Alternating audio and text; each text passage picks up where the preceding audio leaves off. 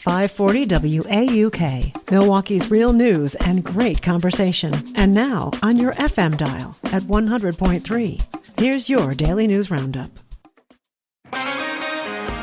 With local news on 540 WAUK on 100.3 FM, I'm Stuart J. Waddles. Authorities are still trying to identify a man whose body was found in Lake Michigan near Bayview Park over the weekend. The Milwaukee County Sheriff's Office says someone was walking by and reported seeing him in the water Saturday at around 9:40 in the morning. The man is believed to be between 55 and 65 years old and was wearing a light blue Brewers shirt, dark blue Adidas pants, Nike shoes, and a dark green cap. Anyone who recognizes him is asked to contact the Sheriff's Office.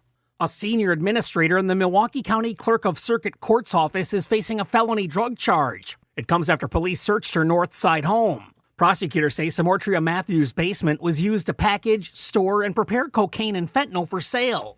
Matthews has been suspended from her county job and is charged with maintaining a drug trafficking place. Two of her relatives also face drug and fleeing charges. It's all news all morning from 540 WAUK on 100.3 FM. A Milwaukee man is facing 3 first-degree intentional homicide charges in connection with 2 shootings that killed 3 people. Authorities accuse 36-year-old Thomas Seville Zelikofer of fatally shooting 28-year-old Vanessa De Herrera and 29-year-old Scott Buchholz at an apartment building last weekend. Officials say Zelikofer also killed 39-year-old Shamarla Hale at her home about 4 miles away from the apartment soon after. Milwaukee police say the shootings were connected and domestic violence related. Court filings say ballistics and cell phone evidence linked Zelikofer to both scenes. He was arrested last week following a multi-day manhunt and an armed standoff at a Milwaukee home.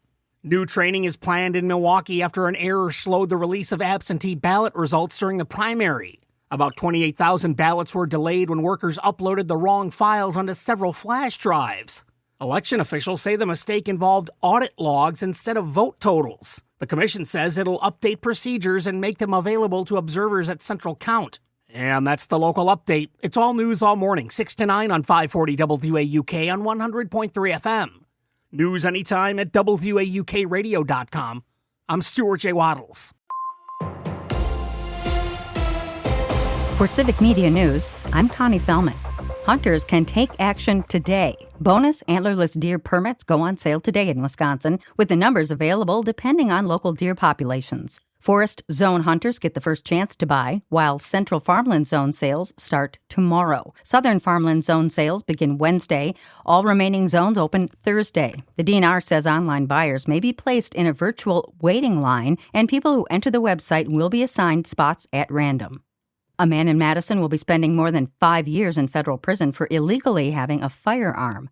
Jonelle Britt received 48 months in prison for possessing a firearm as a convicted felon and an additional 18 months for violating the terms of his supervised release. The 28-year-old pleaded guilty to the firearms charge in late April. In December 2025, law enforcement found a firearm concealed in a bag in his apartment, and an analyst with the Wisconsin State Crime Laboratory confirmed it had Britt's DNA on it. At the time of his offense, Britt was on federal supervision for an armed robbery conviction.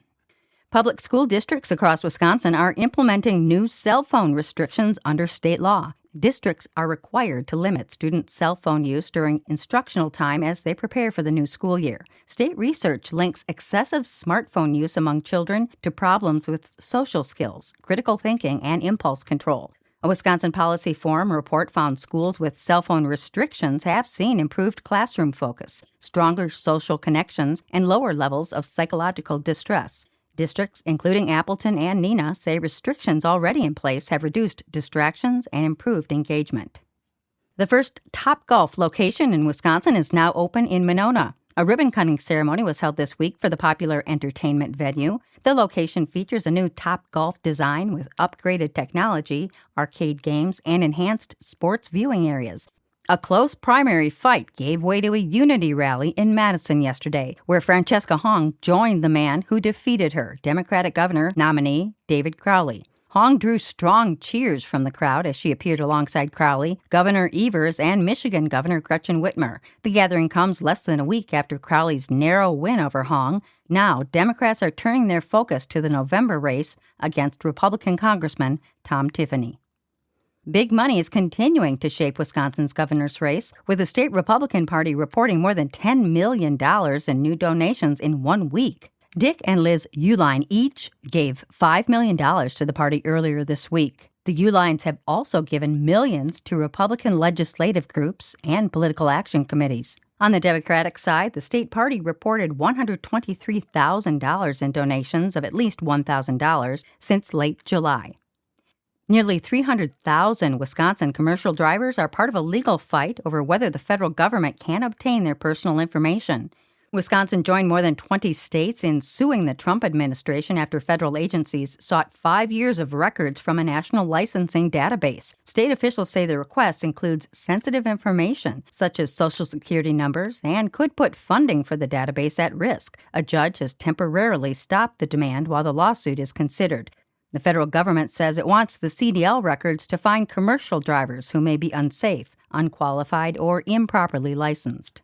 State officials say simple safety steps could save lives as Wisconsin leads the nation in fatal ATV and UTV crashes. The DNR reports 29 deadly incidents so far in 2026, including 15 rollovers. Wisconsin law also requires riders involved in a crash to report it to law enforcement right away and file a written report with the DNR within 10 days. And that's your state news update. I'm Connie Fellman for Civic Media News.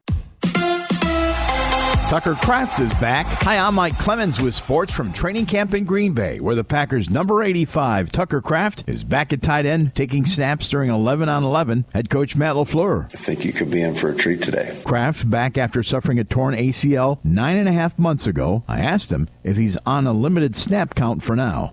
Yeah, snap count for sure. Like I've said since the beginning of training camp, they have a plan for me, and week by week, they're going to gradually increase my snap count depending on the full rep range of practice. So, my job is just out there and answer when my number's called. The Packers play the Broncos in Denver this Friday. Baseball, the Brewers back home and have tonight off before hosting the Seattle Mariners tomorrow night. Lefty Kyle Harrison gets the start against Seattle right-hand pitcher Bryce Miller. The Brewers beat the Dodgers on Sunday, 6-2. Logan Henderson with the win. The Crew took the series in L.A. 3-1. With sports, I'm Mike Clemens. It is going to be sunny today with a high right around 81 this afternoon. Tonight, partly cloudy, will drop to 65 for an overnight low. Tomorrow, partly to mostly cloudy with a chance of afternoon showers and thunderstorms. Our high right around 82. I'm meteorologist Sean Cable. That's your Milwaukee News Roundup from WAUK. Find more news anytime at WAUKradio.com/news. Subscribe to this podcast on Spotify, Apple, or wherever you find your podcasts.